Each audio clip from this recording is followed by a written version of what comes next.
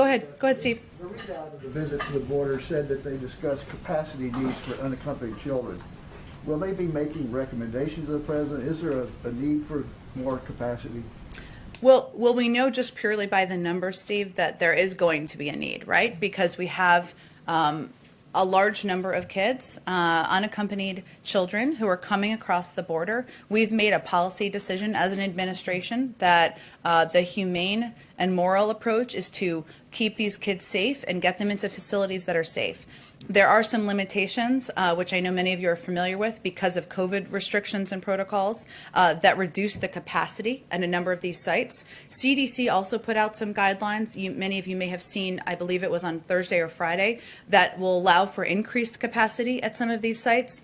But it is an area of policy discussion. How will we continue to accommodate in a safe and humane way these kids? And our objective remains moving them as quickly as possible out of the Border Patrol facilities. In order to do that, we need to have shelter facilities that are safe, that have access to educational resources, legal resources, health and medical resources, and we need to ensure we have capacity to do that.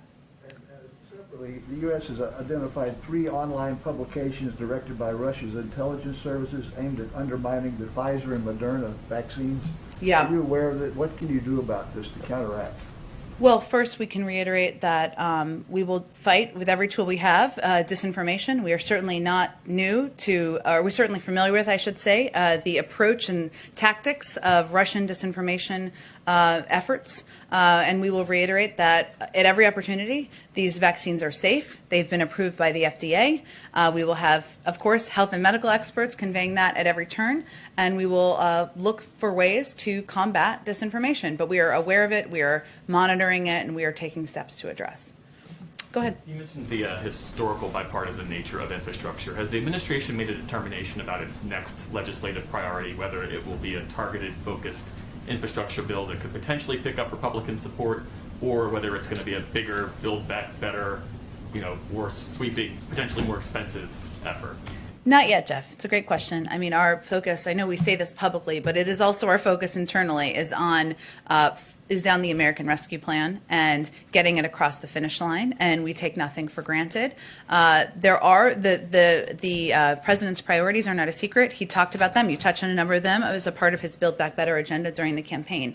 Infrastructure is one of them. Investing in caregiving, doing more to improve access and expand access to health care, adjusting our tax systems. But the structure, the size, the format, that has not yet been determined.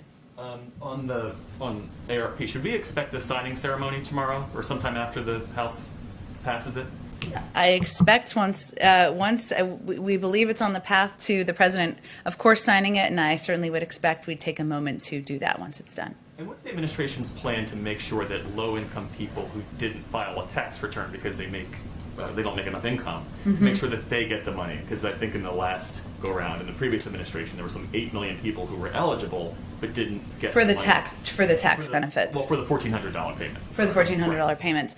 It's a great question. I probably would have to talk to Treasury about their implementation mechanisms here and how they're able to reach those individuals. It certainly is something that when we came in and did reviews of processes that could work better, we also noted during the transition, but I'll have to talk to them about what systems they'll be able to be put in place to ensure more people receive these checks.